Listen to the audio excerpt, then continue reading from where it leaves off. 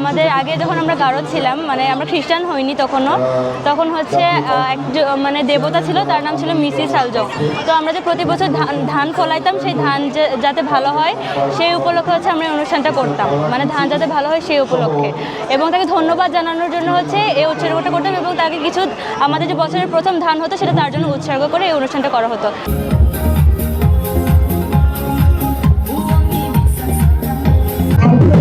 On the things. Through this dance, they beautifully recreate the এই অনুষ্ঠানটা করি কারণ আমরা যখন ফসল ফলাই, ফসল ধান কাটার সময় আমাদের এই ফসলটা যেন আমরা বাসায় নিতে পারি, এই উৎসবে আমরা এটা পালন করি। ওয়ানগালা হচ্ছে গারোদের একটি প্রধান উৎসব। এই ওয়ানগালা হচ্ছে কৃত্য ধর্মীয় একটি উৎসব। এটি সাংসারিক গারোদের একটি প্রধান উৎসব। এই উৎসবে বিশেষভাবে আদিবাসীদের, গারো আদিবাসীদের যে শস্য আছে, উৎপাদিত যে শস্য বীজগুলো আছে, শস্যগুলো আছে, সেই শস্য যখন প্রথম শস্যগুলো ঘরে যখন তোলা হয়, তখন এটি পৃথিবী প্রকৃতিকে ধন্যবাদ জানিয়ে উৎসর্গ করে এটি মূলত একটি প্রোগ্রাম হয়, অনুষ্ঠান হয়। এই অনুষ্ঠান হচ্ছে একটি ওয়ানগালা অনুষ্ঠান।